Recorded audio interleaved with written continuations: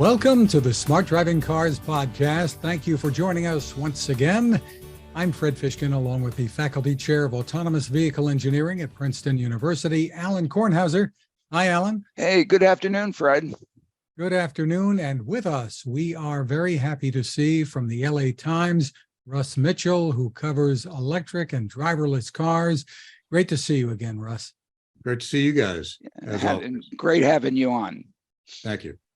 And we'll start off with the headline. San Francisco police back the fire chief's complaint about robotaxis interfering with first responders. Let's dive in, Russ. Give us the overview of what's going on. It seems there's been a lot of, I don't know if the right word is animosity, but a lot of concern about robotaxis. Yeah, the concern is very serious. The background is that Waymo and Cruise have been operating their driverless robotaxis in San Francisco for several years now. They started out with human safety drivers. They began testing with no human driver aboard. Waymo started picking up passengers in a small pilot program. Cruise wants to do the same, and they all want to be able to charge money for those rides.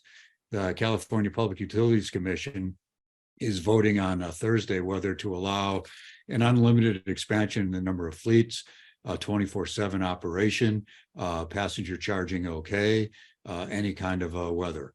There's few speed limits. There are very few limits, but there are a few. But the big issue is that they are proving themselves to not really be able to handle emergency scenes. The fire department has 39 complaints this year so far from its firefighters, and I'm sure that these are not the only incidents. These are just the most dramatic ones that show robotaxis parking in driveways of firehouses and literally preventing emergency vehicles from leaving the scene, having them to dispatch other firehouses to take care of it, getting tangled up in hoses, pulling to the side of the road, which you're supposed to do as a human driver when you see a fire truck, but they're sometimes pulling directly behind the fire truck with its lights flashing and its firefighters attempting to take out their ladders and hoses and getting in the way. There's just a long list of problems that they're causing. They seem almost attracted to emergency sites. There was a situation last week where there was a shooting in the Mission District. Nobody was killed, but 9 people were shot. And a Cruise taxi just sat in the middle of the road. The emergency vehicles had to route around it. Now, that did not impede anybody from getting to the emergency, but the fire department and the police department both made clear that if that had been a narrower street, it could have been catastrophic, and who knows how long that shooting incident could have lasted. So the fire chief is complaining about this. The city supervisors and the mayor are asking the CPUC to postpone this until they can get it worked out. But the industry seems to want to go ahead, and we'll see what happens when they vote on Thursday. Interesting. So these are some very well documented cases, and it isn't just a matter of being at the wrong place at the wrong time. It would seem, from what you're saying, at least not all the time. No, not all the time. And it's sometimes, I've seen this myself when I'm in San Francisco. I'll see, just last week, I went to a concert at the concert hall on Van Ness, and we were walking out and we watched this Cruise robotaxi make a right-hand turn, and it stopped in the middle of not the middle of the intersection, but it stopped halfway through the right-hand turn in the intersection, and cars started swimming around it like a school of fish around a rock. But it sat there through 2 lights, and then it carried on. This happens a lot. Is that something we need to put up with while they experiment with these things? Well, it's not, people block streets sometimes in that way. It didn't directly impede traffic. It might have slowed it down a little bit. But what we're talking about here is either blocking streets for similar reasons and blocking the fire trucks, or actually moving onto emergency scenes and getting in the way. There was another incident where a firehouse was doing training with fire hoses and redirecting traffic. The robotaxi, and there were some human beings behind orange pylons directing traffic. The human drivers routed around it. The robotaxi drove straight through the fire hoses that were turned on and got all wet, and then turned to the left and went past the orange cones and into the area where the humans were. So, you know, there's fortunately nobody's been injured or seriously injured or killed. But the fire chief said if this continues, it's only a matter of time. And if this isn't fixed and they greatly expand the number of taxis on the road, it's inevitable we're going to get more of this stuff. Alan? Yeah, this is what? This is almost halfway through 2023. Right. How much money has been spent so far to get these things to work? Many billions. I'm not sure. You know, whether the number is 200 or 300. And of course, we don't know what we don't know. And we do have to trip over these things. Yeah. And one certainly hopes that they are, you know, each one of these things, they're quickly fixing it and making sure it doesn't happen, because they tripped over it once and shouldn't be tripping over it again. Hopefully they're doing that. To me, the other thing I saw in your article is, again, we've talked about this almost ad nauseum, the whole safety issue of these entities. These companies should be cooperating on safety, not competing on safety. And of course, you point out there that, again, you know, they've gotten rulings out of California, so that they can basically don't have to divulge safety critical intellectual property things, which the industry's it's got to change its ways. It can't do that. It's not going to make it. If everybody has to individually trip over each one of these things and fix each one of these things, they're not going to make. There are only two out there that are even out there doing this much. Right. The rest of them have fallen by the wayside and are about to fall by the wayside and are gonna. They can't. Right. After these two have spent this much money, this much effort.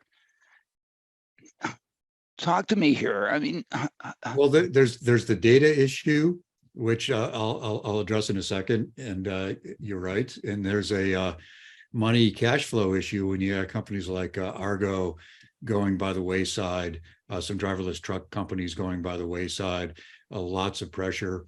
If they get permission to expand greatly, that's a big puts a big halo. Should have put a big halo over you know, the inevitable expansion of all this stuff, and perhaps made it easier for them to convince their corporate parents, which is Google's Alphabet for Waymo and GM for Cruise, to keep funding the projects.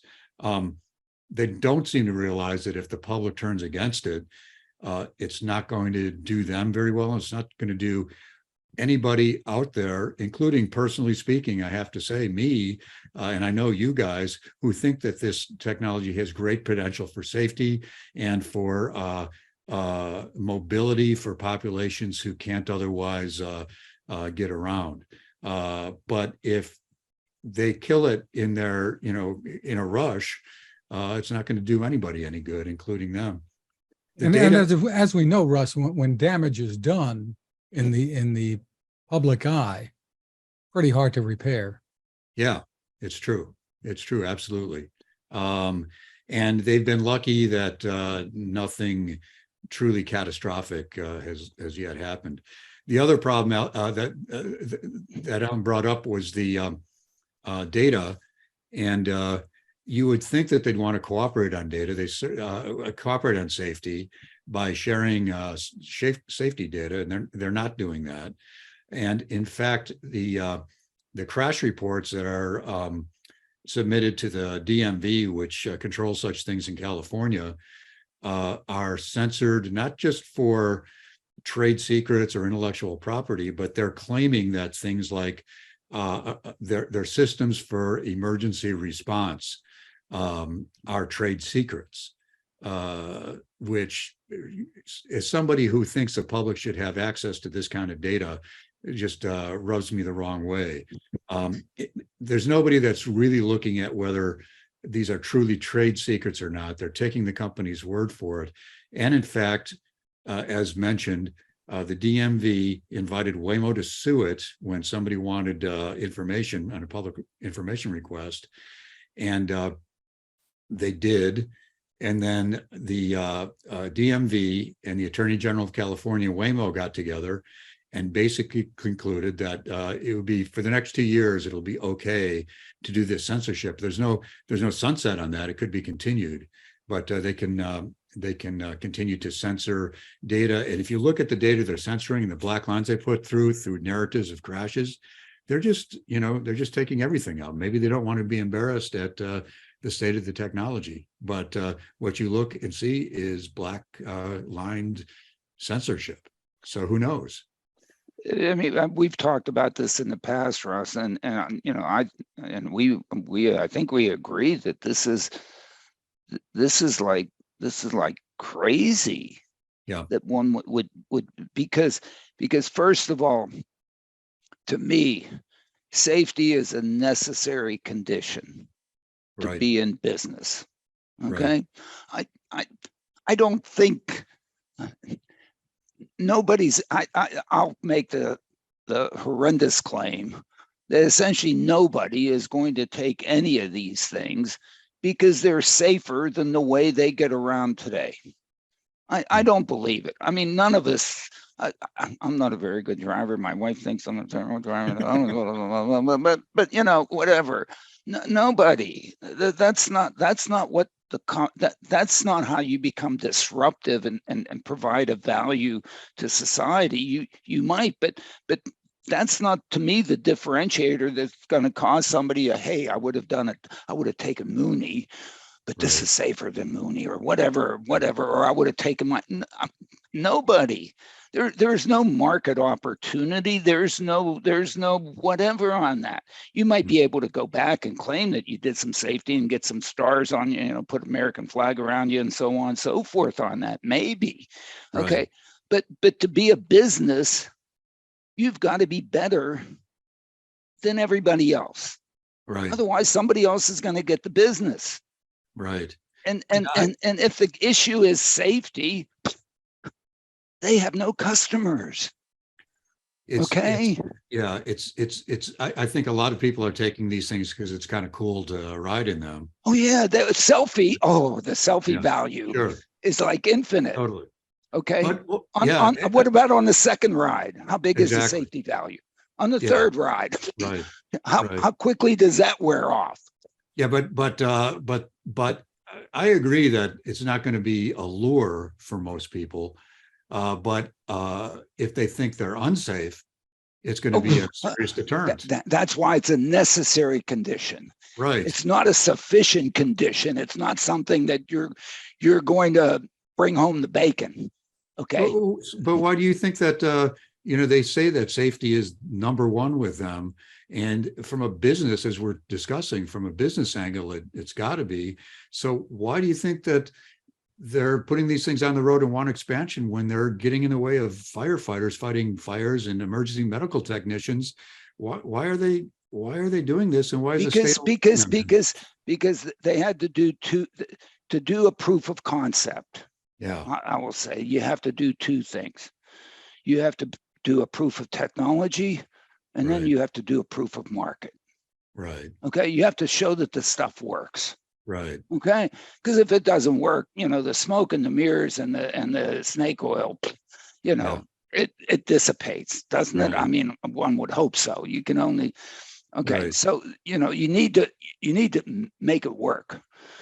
But you also need to make a business out of this. Right. Okay. Because New Jersey Transit is never, I'll say never, going to adopt this, because New Jersey Transit is fundamentally an employment agency Yeah, that does mobility. right. Okay. You know, Sure. that's harsh. I mean, they're Well, going to hate me for it, but whatever. Okay.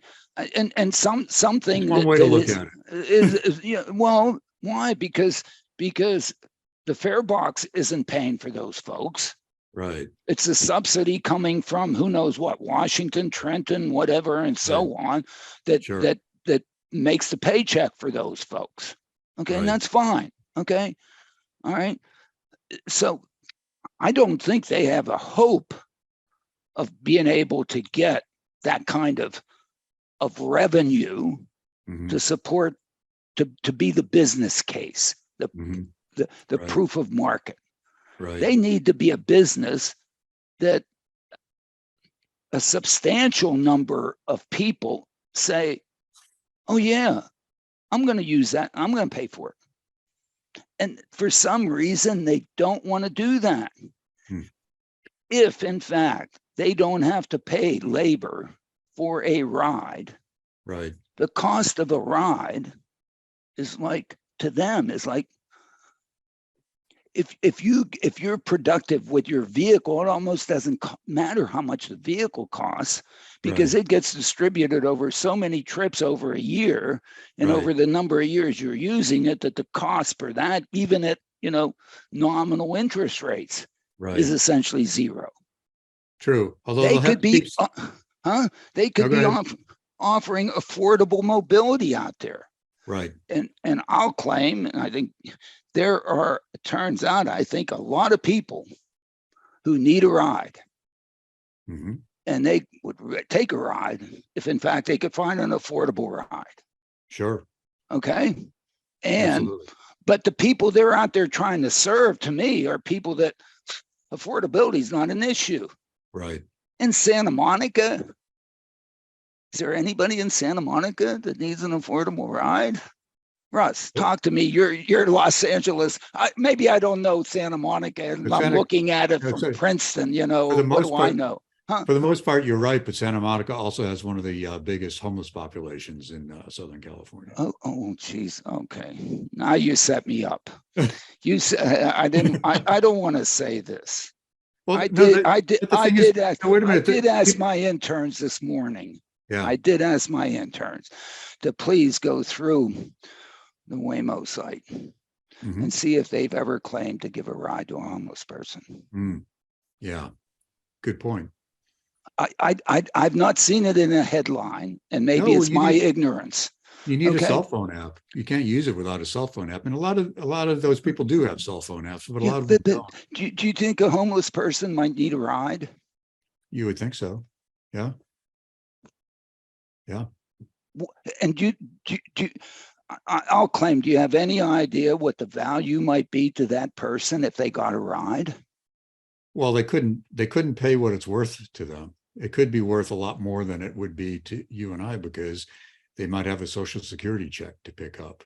Well, or they might, or maybe they could get to a job reliably, Hard to get to a job. or Absolutely. maybe they could go Or to hunt for a healthcare house. to I mean, get a house, psychiatric or a room to whatever. live in. Yeah. Luckily, I'm not a homeless. I mean, I don't know, Yeah. but in fact, There's it a lot of seems to me there's a lot of space though between the homeless population and Absolutely. the everyday people who no, have cars. no, There are I a lot don't. of people who No, really need it. Fred. We're not moving off this point. I mean, I know it's not pretty. Okay, but if you look at people who might need a ride, because in fact, they should be in the business of providing a ride to somebody who needs a ride. Right. Shouldn't they? Especially if they could do it affordably. Well, they would say eventually they'll be able to do that. Well, eventually, why not today? Yeah, I don't know. Okay, There is the they're logistic. driverless. They don't There- have to pay for a driver. They don't have to pay New Jersey Transit union rates to put a driver in there. Well, that technology still is fairly expensive, I have to say. But if you have It's come down a lot. how much? They won't say. The cost of an electric bus? No. You know what an electric bus costs? Yeah. Do you know how many people an Sure. electric bus moves? Princeton bought electric buses. Do you know how many people they move with electric buses? Almost zero. The Well, Cruise cost per does ride. When Cruise does say that. I think they see several people. They're going to eventually, who knows exactly when, come out with vehicles that'll take several riders, 6 or 8 or eventually, whatever it is. why wouldn't you do it now? I don't Why know. wouldn't you try to do so that you take 2 people at one time? Right. That means that the cost to each one of them is in half of what it costs you to provide it. Well, Why isn't that their business case? Well, in Why fact, isn't it huh? Go. as part of their pitch to the Public Utilities Commission, they made clear that they're not going to be doing shared rides until further notice. It's because, guess what? They have not focused on providing rides to people who might care about the affordability of that ride and might then choose them because that is a good, affordable ride. Right. Okay. Right. And How do you unfortunately, tackle the logistical issue, Alan and Russ, of homeless people? That Russ brought this up, of them being able to get the ride. If many may have, some may have a phone, but many don't. How do they, if this is all app based, how do they arrange for a ride? Yeah, that gets into a wider issue of how modern technological culture deals with the very poor. Why does it have to be app based? What we proposed from the very beginning in Trenton is to have kiosks. Mm-hmm. I use an elevator without an app. Right. Okay. How in the heck do I get to use an elevator without an app? Right. Well, I walk up to it and it's there and the door opens, I get in, it takes me, door opens, I get out. Yeah, but you're not paying to use it. But I am.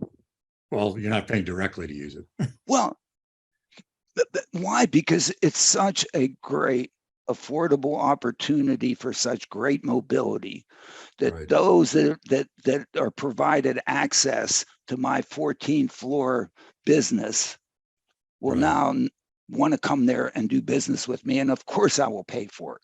Sure. And I could do that also, probably not in Santa Monica, Right. but there are probably places in LA where I could do that. If in fact the system that I put together was one that is very affordable. An Mhm. elevator, I mean, you don't have a tall building without an elevator. It's a necessary condition. And in fact, in the end, it's it's all automatic. Right. And if you had to put a union rate wage person in there for every trip, there wouldn't be any tall buildings. But why isn't that their perspective here? This is how they can be really disruptive. Mm-hmm. They could provide. Not everybody has access to their own car. Right. In fact, probably at this instant of time, 50% of the trips that are being taken right now in America right now are people that need a ride, that can't drive themselves. And so they bum a ride. They bum a ride from their parents, they bum a ride from their friends, they bum a ride from their wife, they bum a ride from their husbands, they bum a ride. Mm-hmm. That's how people get around. Some of them are rich enough to call up, get their phones and get Uber. Right. Some of them have, the stretch outside and a limo driver. Right. How would you deal, But Alain, 50% of the folks are out there, they need a ride. with the issue That is an enormous opportunity for these folks, and they're not even looking at that in San Francisco, and they haven't even looked at, and at the end of that are homeless people who need a ride. Absolutely. What the point that Russ made was that there needs to be some kind of card or payment system, even if you have kiosks, if they stop, unless these rides are provided by the government, provided for free, there has to be a way for them to be paid for, either through a card, whether it's like the Metro card in New York or something along those lines. Look, if you provide the rides that people are, and you look at the trip lengths of people, in normal cities, the trip length distribution, the average trip length is like 3 or 4 miles. They're not that long. Okay.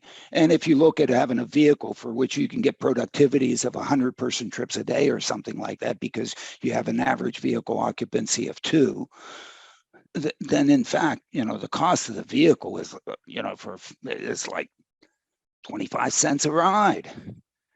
Okay. The cost of the electricity and wear and tear and so on is another,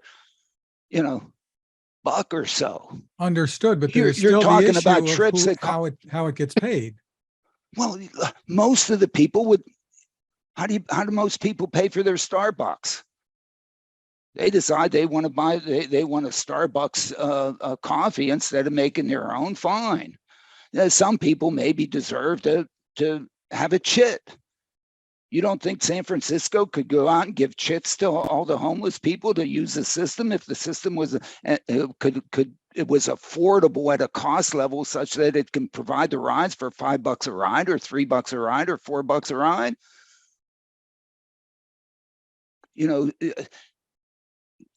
Service New Jersey Transit to be able to do on demand responsive mobility for people like in wheelchairs and so.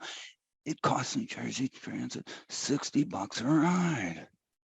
Wow. Because you have to have a driver, they have to be scheduled the productivity is like nothing, the vehicle, what to do, it's $60 a ride.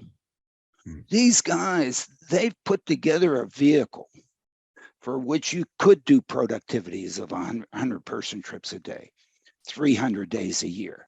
Lifetimes of maybe 4 or 5 years. You do the amortization, you put on whatever interest rates you want. I mean, we can't go to Reagan era, but today's era, it's essentially nothing. And they haven't looked at this, I claim, or I don't know, maybe I'm the crazy one. Well, it's a matter of creating a system, then a governmental system that these rides can get paid for. That if private companies are doing it. My goodness, charge those of us who can pay, or margin, charge us an extra $1. You should be able to cross-subsidize to move on for as a public service.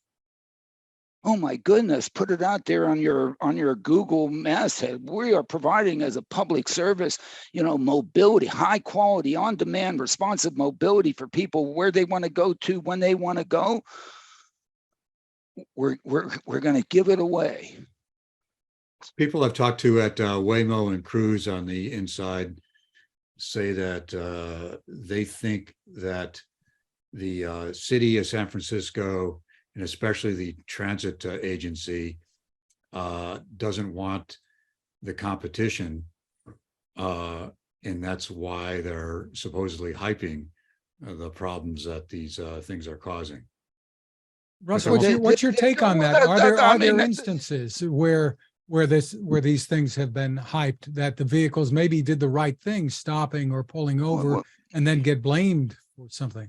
Not that I know of. And in fact, through the day, they operate fairly well until they don't. And in the more relatively benign situations, they're just blocking the road for a while until they figure out what they want to do. And in the worst cases, they're heading toward shooting scenes and then stopping and not moving. Some of the robotaxi people told me, well, what about double parked trucks and cars? I said, yeah, that's a problem and it should be dealt with. But the fire chief pointed out that in most cases, somebody yells out, get the hell out of the way, or somebody will say he's in the store. So you go in the store and say, get that thing out of the way. If there's a stopped robotaxi, the fire department has to figure out which brand it is, because they've been trained supposedly on different companies. And then they have to get hold of the radio dispatcher that's through the car. And if that person can't deal with it, then they have to wait for a human to come to move the car. Well, So, I'll take even a different frame on that. okay, The car that's blocking is providing a heck of a lot of mobility to a heck of a lot of people, and therefore you're going to put up with some of its difficulties because it's providing a lot of value. The truck that's double parked there is bringing the goods there to allow the city to survive and to have that. And therefore, because of the good, these things have not gone to providing any good yet. What good have they provided? Yeah, They that's haven't even tried to provide mobility to the homeless. They yeah. haven't even tried to provide mobility to those who need a ride. They They're would out there argue. trying to provide mobility to people who have the limo. You know, I'm you not go, saying son, take the limo. I'm not saying whether I agree with them or not, but they would argue, I'm sure, that that with most technologies, it's people with money that pay for them, and then as you scale up, things become cheaper, and then they become more available to more people that don't have as much money. That's what they would say. Good. They're wrong. They're wrong. Maybe that is the way that we ended up with iPhones, and that's the way we're going to get the $3,500 goggles that Google's putting out, whatever. Okay.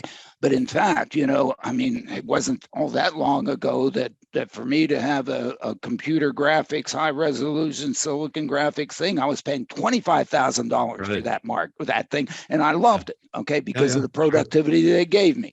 So I'd argue that the glasses at $3,500 is probably cheap for Apple, but it does seem expensive. But it's wrong. That's the mistake they're making. Right. This is a technology that has the opportunity to be disruptive to a big community, to serve lots of trips, where the business case is you're going to make a little bit on each one. Right. It's going to be a Starbucks thing. Right. Okay. Starbucks, I guess, makes a lot on each one. I mean, the price they charge for it. But in fact, what they have to do is they have to sell more than a couple of cups of latte a day. Otherwise, they're done. Okay. Right. They have not realized yet that this is a volume business. Mm-hmm. Okay. And to think that some rich guy who's taken this for a selfie. Do you know what their cost of they should figure out what today the cost of an acquisition of one customer has been relative to the future flow of revenue they expect to get from that customer. Right. This is a key thing anybody in business does, the cost of customer acquisition. And if you're out there acquiring one and doneers, because the value they get out of your system is not the value of the system, it's the value of the selfie that you take so that you can become an influencer on who knows what. And that's your interpretation of what's happened in Phoenix, that it was pretty popular when the gee whiz factor was it was never pretty popular. It was always one and done.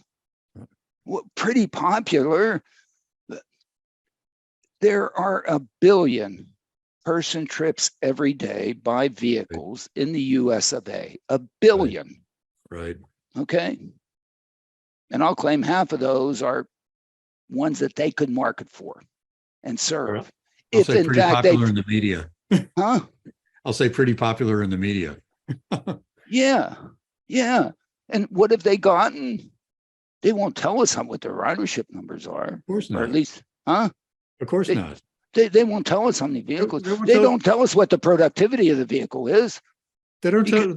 They won't tell me what their plans are, what their fleet size plans are. Cruise will tell me they have 150 to 300 robotaxis in San Francisco, but won't say how many on any given day. Waymo won't talk about it at all. I know. Do you know why? These are public streets.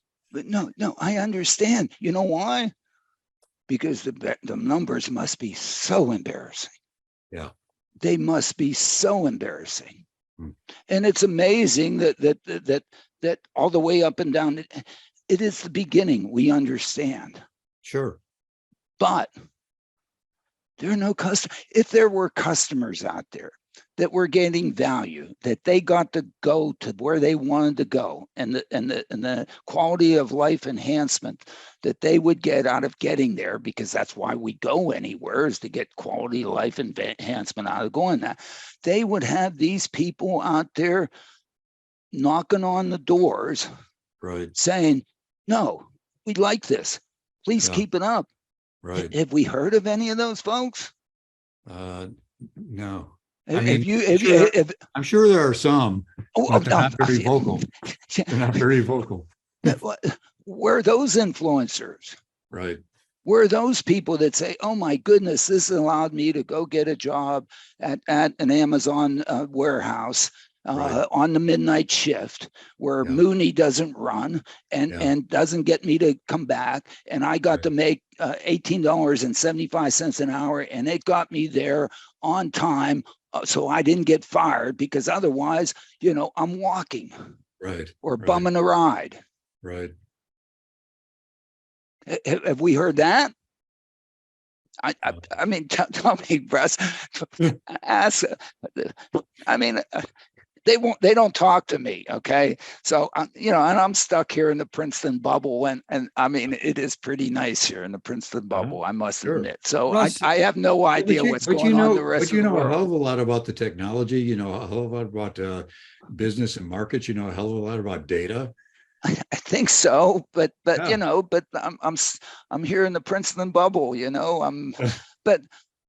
But it just shocks me that they haven't been able to roll out all these people that they take every day, that are so indebted to them for providing the mobility that they provide to them, and allowing them to be able to get to school, to be Right. able to get to the afternoon cello lesson, so that Right. they get a cello lesson, or to the advanced math class, so that Mhm. they can get into Princeton.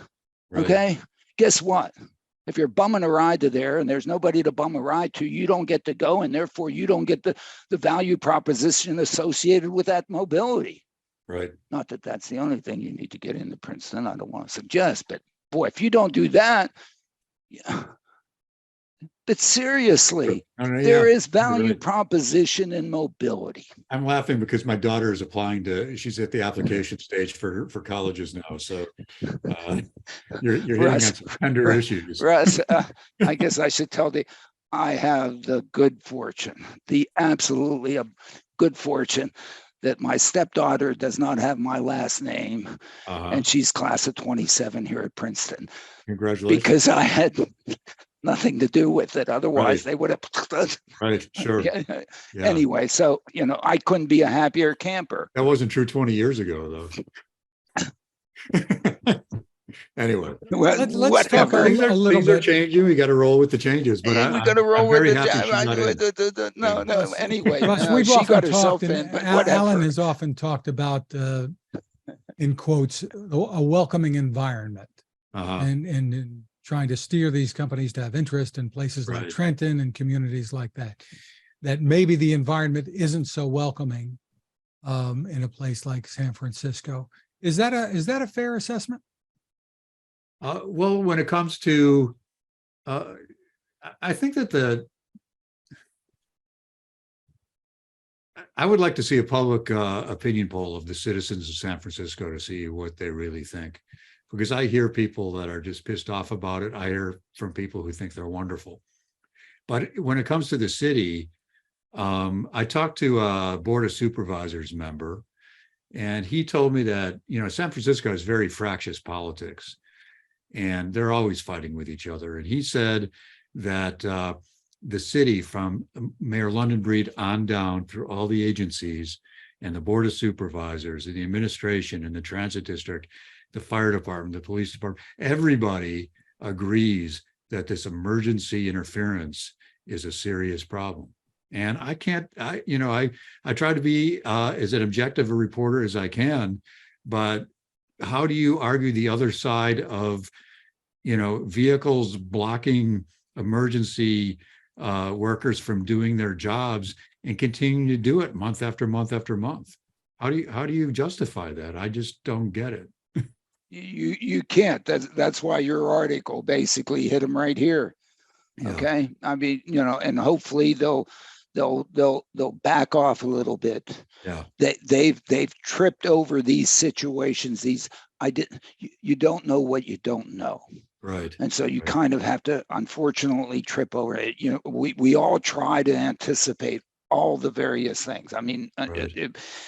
one's not accusing them of not trying, No, but now that they've tripped over it, they need to fix it. Okay. and the state government needs to fix it, because I don't want to get too, wonkish into the politics of this, but you've got two agencies governing this stuff. And one is responsible for X, the other is responsible for Y. If you complain about emergency vehicles, the DMV doesn't collect traffic blockages. The CPUC doesn't collect that. There's no real move to get the DMV to let the data be free so that the public can figure it out. And so it looks to me like pure industry capture. I can't find any other explanation. Yeah, no, and hopefully, now that you've written your article, they're going to realize, look, we've got to fix this. Yeah. So at least these things don't happen. We'll probably have a few other things that we run into, and we got to, and we should all get together and darn it, GM, Waymo, let's hug and let's fix these things together instead of because otherwise, if they don't fix it, that's what the fire chief. The fire chief said, "I'm not anti-technology. I think that these things have great promise, but we need to sit down and figure out how to deal with the situation before they do this great expansion through the city." Well, maybe instead of expansion of the city, they need to go to the places where there's the most concentration of people that need a ride, and start providing them a ride so that they have an advocacy group that is actually benefiting, improving their quality of life because of what they're doing. Okay. Well, but people with the organizations that represent people with disabilities, including the blind, they're actually supporting this expansion. So sure, but they want it to happen. We want to support the blind, and I understand why. We want to support the blind, and we want to support the people that are physically handicapped.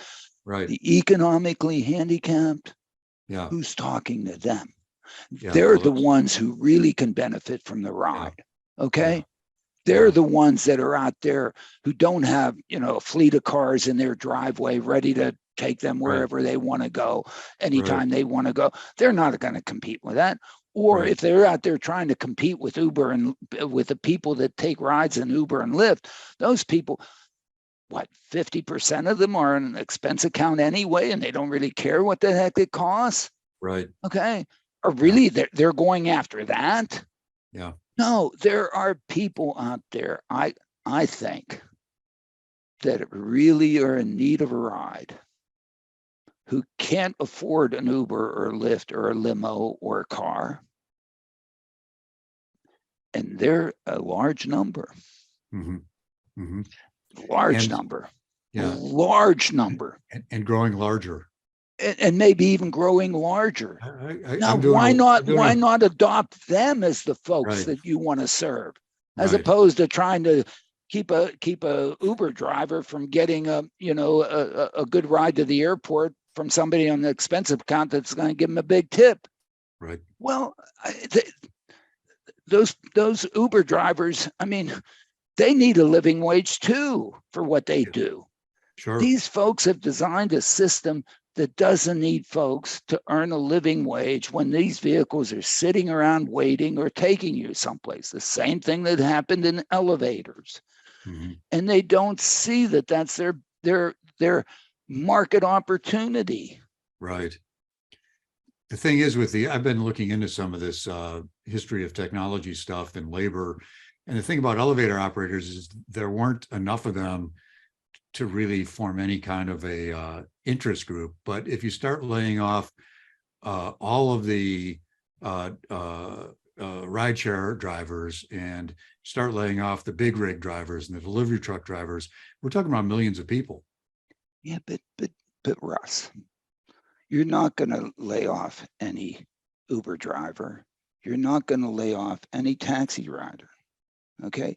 Because the people who can afford that, who use that, the level of service that those things offer is so much better than at least what Waymo and Lyft Oh, can so far. provide, or Waymo and Cruise can provide today.